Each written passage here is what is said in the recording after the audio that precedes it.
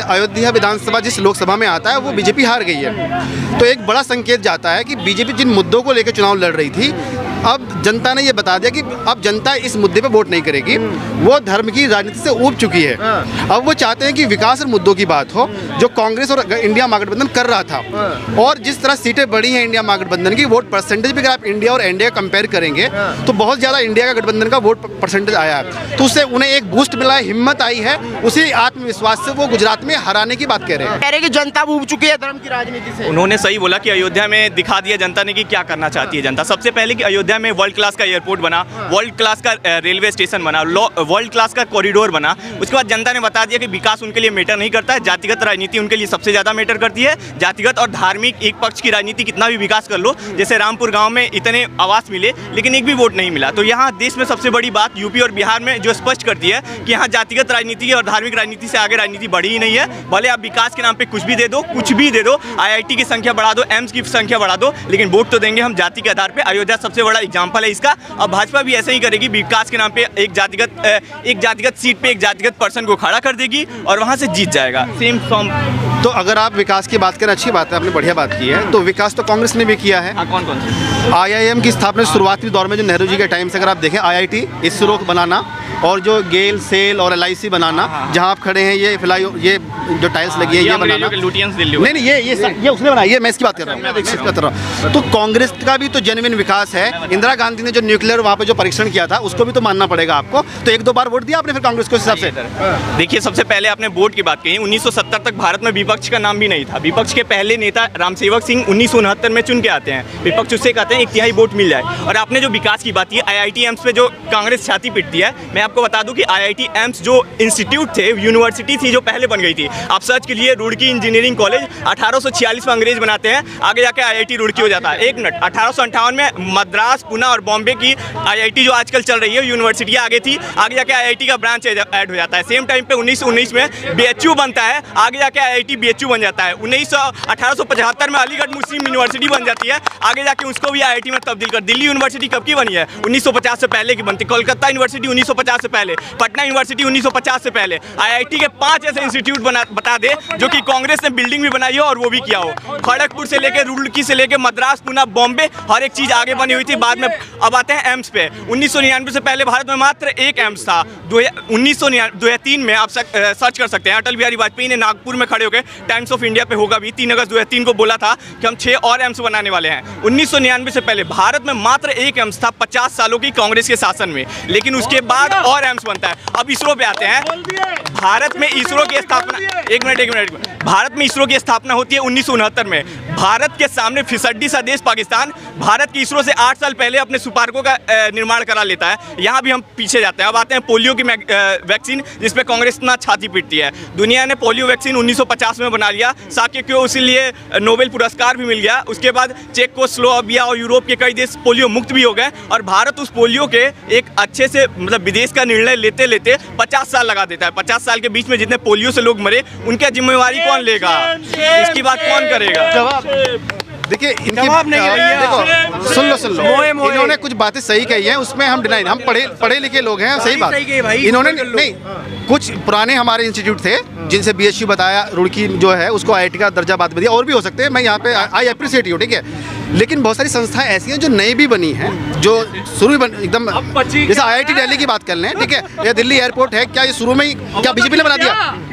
फिर क्या बता? मैं एम्स की बात कर रहा हूँ ना, कौन सा इंदिरा गांधी आईजीआई की बात कर रहा हूँ। या पहले जो आजादी से पहले भारत में कितने गांवों में बिजली थी? वो तो गिर गया। अब ये उस पर क्या जवाब देंगे? कैसा बनाया, कितना नुकसान हुआ वहाँ पे? राहुल गांधी हाथरस जा रहे हैं, अब क्यों नहीं बता रहे? दिल्ली एयरपोर्ट खुल गया, खुलासा हो गया, खुलासा। जितने भी एयरपोर्ट्स भारत में हैं, आप गूगल कर लो, कितने कांग्रेस के टाइम में बने हैं, कितने बीजेपी के। अगर आप ईमानदार हैं तो आप पता कर लेना, ठीक है? नहीं, अभी पूरा होना दो। बिजली की जो कंजम्पशन भारत में बढ़ी है और कितना जनरेशन बढ़ा है, कितने गांव में बिजली कांग्रेस टाइम में पहुंची है और अब पहुंची है, उसका भी आप कंपैरिजन कर लें। और जो हमारी जो इन्फ्लेशन रेट है, जो हमारा डॉलर, जो हमारा रुपया कमजोर हुआ डॉलर के मुकाबले, वो कांग्रेस शासन में कितना कमजोर हुआ है और एनडीए शासन में कितना कमजोर हुआ है, इसका भी ईमानदारी से एनालिसिस करना। आई एप्रिशिएट यू। अच्छा, ठीक है, इन्होंने डॉलर की कमजोर की बात की है ना।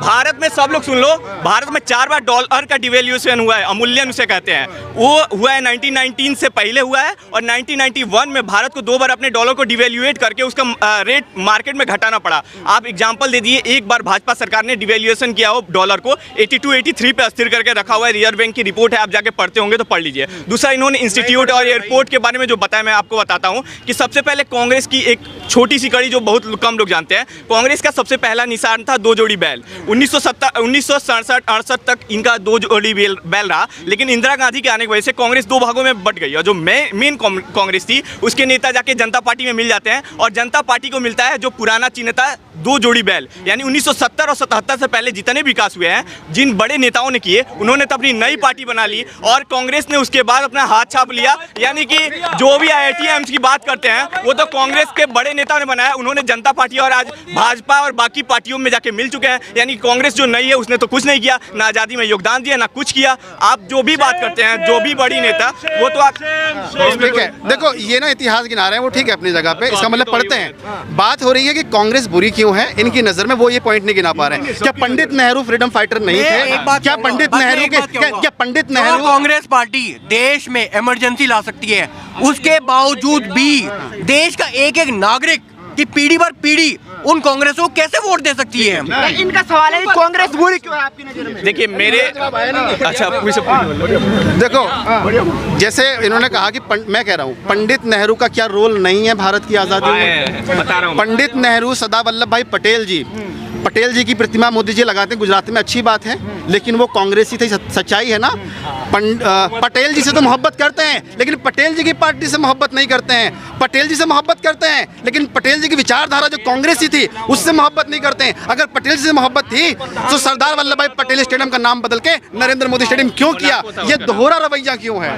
उसके बाद मैं बता रहा हूँ, इन्होंने जो भी चीज़ की ना, नेहरू जी की बात की, बहुत बड़ा योगदान था। आपको बता देते ना, भारत में जब कैबिनेट मिशन आया था 1947 के समय, उस समय एक नियम था कि AICC के जो अध्यक्ष होते हैं वो वोटिंग करते हैं, लेकिन गांधी जी ने थोड़ा चेंज किया और PCC यानी कि प्रदेश कांग्रेस कमेटी के मेंबर्स हैं वो वोट करेंगे। तो 15 प्रदेश कांग्रेस कमेटी के मेंबर्स ने वोट किया, इसमें से 12 वोट गए ये हमारे सरदार वल्लभ भाई पटेल को, 2 वोट गए JP कृपलानी के, और 1 वोट खारिज हो गया। उसके बाद भी नेहरू जी की सरकार बनती है। इस वजह से खुन्नस है भाजपा को कि जो लायक होता है उसको लायक की वजह से आगे नहीं लिया जाता, लेकिन नेपोटिज्म को आगे लाया जाता है। और सेम टाइम पे इन्होंने जिस भी विकास की बात की है, मैं इनको बार बार बता रहा हूँ कि 1970 से पहले का जो भी विकास है भाई, उस ओल्ड कांग्रेस ने किया है, जो कि आज जनता पार्टी, समाजवादी पार्टी और विभिन्न पार्टियों और BJP पार्टी और बाकी पार्टियों में विभक्त हो गई है। जो कांग्रेस का एक्चुअल विकास है वो 1977 के बाद है, जब ना IIT की स्थापना हुई थी, ना एम्स की स्थापना हुई थी, ना IIM की स्थापना हुई थी। तो आप किस पे बात कर रहे हैं? देखो, बात डिबेट अच्छी हो रही है, मजा आ रहा है। जैसे इन्होंने कहा कि कांग्रेस की यहाँ सारी चिट्ठियां खुल गई है, अभी कांग्रेसी होते हुए मजा आ रहा है। मैं देखो कांग्रेसी नहीं हूँ, मैं तो देश की विडंबना है कि ऐसे वो कांग्रेसी जिन्होंने देश के कॉन्स्टिट्यूशन के पन्नों को उखाड़ के फेंक दिया, जिस कांग्रेस ने देश के कॉन्स्टिट्यूशन का भी आज तक कुछ माना नहीं, उसी कांग्रेसी वाले कह रहे डिबेट अच्छी हो रही है। लेट द पीपल डिसाइड कि वो हमारी डिबेट के बारे में क्या सोचते हैं। अभी इन्होंने कहा कि जो AICC के जो मेंबर थे, जो PCC ने जो अपने वोट दिए, हाँ AICC और PCC की बात कर रहे थे ना आप, कि उन्होंने पटेल जी को चुना था। देखिए, ये इंटरनल वोटिंग कांग्रेस ने कराई, और उसके बाद उन्होंने आपस में सर्वसहमति से पंडित नेहरू को प्रधानमंत्री बनाया, और पटेल जी नाराज नहीं थे, तभी उनको प्रधानमंत्री उनको बनाया गया। अगर वो नाराज होते तो वो कैबिनेट का जो मंत्री पद था वो ना लेते। जबरदस्ती उनको आपस में लड़ाने की कोशिश की जाती है, ये गलत है। दूसरी चीज़, वोटिंग कराना, डेमोक्रेटिक जो वैल्यूज़ है कांग्रेस उसको प्रैक्टिस करती रही है, ये इससे ये एग्जाम्पल मिलता है, या तो एप्रिसिएशन होना चाहिए। दूसरी बात, जो खड़गे जी हैं वो चुन करके आए हैं, नड्डा जी क्या चुन करके आए हैं? तुम्हारी कितनी PCC, तुम्हारी BJP कितनी सेंट्रल कमेटी ने वोट दिए हैं? मनमोहन सिंह चुन के आए थे। प्रेसिडेंट की बात करो, पार्टी प्रेसिडेंट बता दीजिए, मनमोहन सिंह किस सीट से चुनाव लड़े थे? नई दिल्ली से। उससे पहले लड़े थे, हार चुके थे, राज्यसभा का मेंबर बन के आए थे। और इन्होंने जो आगे की बात की कि कांग्रेस कमेटियों ने एक संगठन बनाया था, उसके बाद इन्होंने कहा कि हाँ इनको बनाना चाहिए। एक बुक है मौलाना आजाद जो कांग्रेस के अध्यक्ष थे आज़ादी से पहले, उनकी बुक है इंडियन फ्रीडम और वायरलेस, कुछ ऐसे करके बुक है। उस बुक में लिखा हुआ है कि प्रधानमंत्री बनने का सपना मेरा था, अटल बिहारी वाजपेयी को दूसरे नंबर पर ढकेला गया पहले से। ये सब बुक पढ़िए सर, तब ये सब नॉलेज आएंगे। गलत मैं प्रोपेगेंडा कहता फैलाएंगे, रहा हूँ, कोई मैं बंदा कह नहीं रहा होता। गलत प्रोपेगेंडा। मुद्दे पर ये क्या लग रहा है, क्या समझते हैं? अभी देखो पॉइंट टू पॉइंट चलो। देखो ऐसा जल्दी में एक्साइट मत हो जाता। जो अभी मनमोहन सिंह के बारे में कहा, एज पर दी कॉन्स्टिट्यूशन क्या होता है कि जो भी प्रधानमंत्री बनेगा उसको लोकसभा या राज्यसभा का सदस्य होना जरूरी है। मुद्देबाजी क्या लग रहा है जिस तरीके से राहुल, अरे ज्यादा लंबा हो जाएगा भाई साहब। करंट मुद्दे आदित्यनाथ मुख्यमंत्री बने थे, क्या वो विधायक थे? बाद में बनाया गया ना उनको, विधानमंडल का सदस्य बनाया गया। तो ये तो बीजेपी में होता है। सोनिया की कठपुतली था जो आप कह रहे थे ना कि मनमोहन सिंह कहाँ से, उसके लिए जरूरी है कि लोकसभा का मेंबर। क्या लग रहा है राहुल गांधी इस बार जो मुद्दे उठा रहे हैं, सही मुद्दे उठा रहे हैं? देखिए राहुल गांधी ने जितने मुद्दे उठाए हैं, जितने कुछ मैंने सुने, कुछ नहीं सुने। जो सुने हैं मुझे अच्छा लगे, और कुछ ऐसे भी हैं जो ठीक नहीं लगते, लेकिन अच्छे ज्यादा हैं उनके। कौन सा अच्छा लगा? कौन सा? एक सेकंड, कौन सा अच्छा लगा? कौन सा अच्छा लगा सर? जैसे वो कह रहे हैं कि अग्निवीर जब अब अग्निवीर का पूछता हूँ। Let me ask one last question from Agniveer.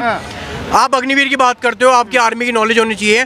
From the post of lieutenant till the marshal कितनी रैंकिंग आती है और क्या क्या आती है?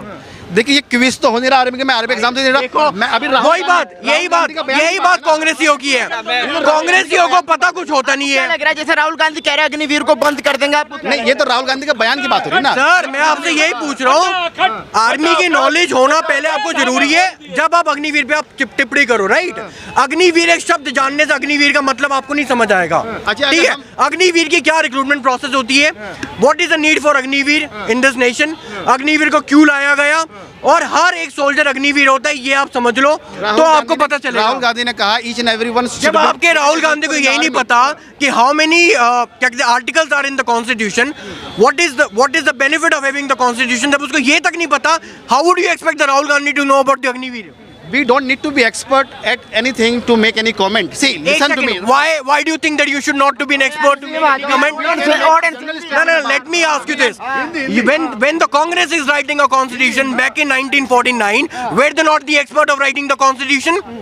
They were expert in writing the constitution. How would you say that the member of the parliament in the parliament itself has no right to speak about the constitution, not even having the basic knowledge of constitution, and completely and say that we don't have to be having the basic right of the basic knowledge of constitution? There were several committees were appointed to bring the constitution in. How many committees were Hindi में appointed? आ जाओ, बड़ा हिंदी। अरे hello He is not letting me. क्या लगता है जिस तरह अग्निवीर को लगातार सवाल उठा जाए, अग्निवीर को लेके क्या है? आपको बता दूं ना, अग्निवीर मोदी जी का ड्रीम प्रोजेक्ट नहीं है, अग्निवीर इंदिरा गांधी का ड्रीम प्रोजेक्ट है। आपको बता दें कि सबसे पहले इंदिरा गांधी ने एनसीसी की शुरुआत की थी। पूरे देश में, पूरे दुनिया में ऐसा बात आ गया था कि एक ऐसी सेना तैयार कर रही है जो भारत के हर एक आदमी को आर्मी ट्रेनिंग मिल जाएगी। यानी भारत कभी भी युद्ध के मैदान में जाता है तो इतनी ज़्यादा फोर्सेस तैयार हो जाएंगी जिसका कोई हिसाब नहीं है। लेकिन सेम टाइम पे वो आगे नहीं बढ़ा पाई, और ये अभी प्रोजेक्ट आया है। जो भी विकसित देश है जिनकी आर्मी ताकतवर है, अमेरिका का एग्जाम्पल ले लीजिए, इजराइल का एग्जाम्पल ले लीजिए, और जो भी बड़े विकसित देश हैं सेम कंसेप्ट यूज करते हैं। इससे ये फायदा नहीं होता है कि इनको रोजगार मिले या नहीं, सबसे मेन एक पर्सन में डिसिप्लिन आता है। और ये प्रोजेक्ट एनसीसी इंदिरा गांधी की है। आप जाके पहले भी रिपोर्ट्स देख ले कि उनका यही मानना था, जैसे हम एनसीसी के तर्ज पे बना रहे हैं तो आगे। और सेम टाइम पे राहुल गांधी का एक झूठ पकड़ा गया है कि उन्होंने कहा अग्निवीर के फैमिली को पैसा नहीं दिया गया, और जाके उनके घर पे इंटरव्यू किया मीडिया वालों ने। तो ये कितनी गलत बात है कि आप सदन में कितना बड़ा झूठ बोलते हैं कि नहीं मिला, और उसकी पार्टी ने बोला कि मिल चुका है।